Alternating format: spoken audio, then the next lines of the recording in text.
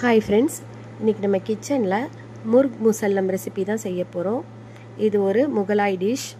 Murgh முசல்லம்னா full chicken அப்படின்னு அர்த்தம்.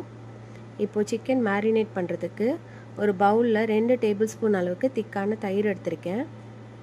1.5 table spoon அளவுக்கு சில்லி பவுடர், 1/2 டீஸ்பூன் அளவுக்கு மஞ்சள் தூள், 1 டீஸ்பூன் அளவுக்கு பெப்பர் பவுடர், 1/2 டீஸ்பூன் அளவுக்கு கரம் மசாலா பவுடர், 1 டீஸ்பூன் அளவுக்கு ஜீரா பவுடர், 1 டேபிள் ஸ்பூன் அளவுக்கு இஞ்சி பூண்டு பேஸ்ட், 1 டேபிள் ஸ்பூன் அளவுக்கு சால்ட். இந்த ஸ்டேஜில் உங்களுக்கு வேணும்னா கலர் பவுடர் ஆட் பண்ணிக்கலாம். மசாலாவை நல்லா மிக்ஸ் பண்ணிவிட்டு நம்ம எடுத்து வச்சுருக்க ஃபுல் சிக்கனில் ஃபுல்லாக கோட் பண்ணிக்கலாம். மசாலாவை நல்லா தடவுனதுக்கப்புறம் ஒரு நூல் வச்சு சிக்கனோட லெக்ஸை இந்த மாதிரி டை பண்ணிக்கலாம். இந்த மாதிரி டை பண்ணுறதுனால நம்ம சிக்கன் ஃப்ரை பண்ணையில் சிக்கன் கால் விரியாமல் இருக்கும். 2 மணி நேரம் ஊறட்டும். இப்போ சிக்கன் ஃப்ரை பண்ணுறதுக்கு ஒரு நான்ஸ்டிக் பேனில் 4 டேபிள் ஸ்பூன் அளவுக்கு எண்ணெய் சேர்த்துக்கிறேன். எண்ணெய் சூடானதுக்கப்புறம் மேரினேட் பண்ணி வச்சுருக்க சிக்கனை சேர்த்து சிம்லேயே வேக வைக்கலாம். இந்த மாதிரி க்ளோஸ் பண்ணால் சீக்கிரம் வெந்துடும். 5 மினிட்ஸ்க்கு அப்புறம் ஓப்பன் பண்ணி பார்க்கலாம்.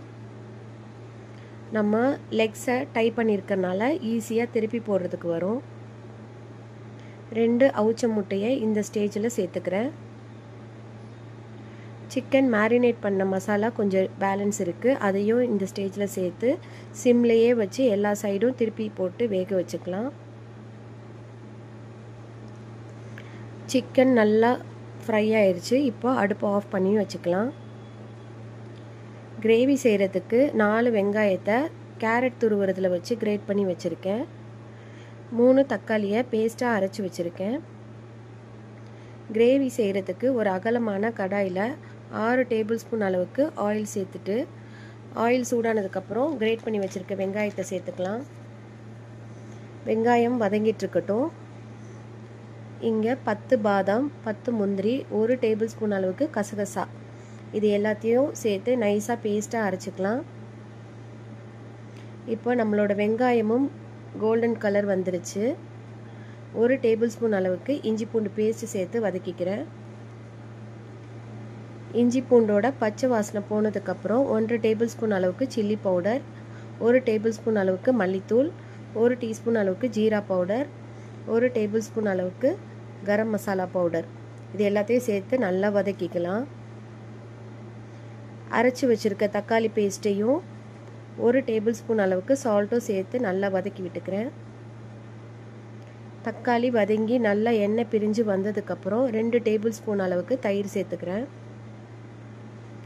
நம்ம சேர்த்த தயிரும் நல்லா வதங்கி எண்ணெய் பிரிஞ்சு வந்துருச்சு. இந்த ஸ்டேஜில் அரைச்சி வச்சுருக்க நட்ஸ் பேஸ்ட்டை சேர்த்துக்கலாம். தேவையான அளவுக்கு தண்ணி சேர்த்து மிக்ஸ் பண்ணிக்கிறேன்.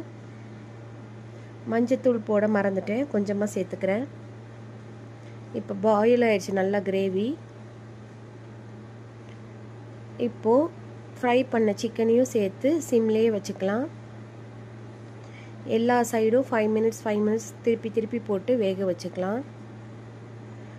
நம்ம சேர்த்த தண்ணியெல்லாம் ரெடியூஸ் ஆகி கிரேவி இந்த அளவுக்கு திக்காக வந்துருச்சு. இப்போ நம்மளோட கிரேவி ரெடி ஆயிடுச்சு. நான், பரோட்டா, ரைஸ் இது எல்லாத்துக்கூடையும் நல்லா சூப்பராக செட் ஆகும். விருந்துக்கு சர்வ் பண்ணுறதுக்கு சூப்பரான டிஷ்.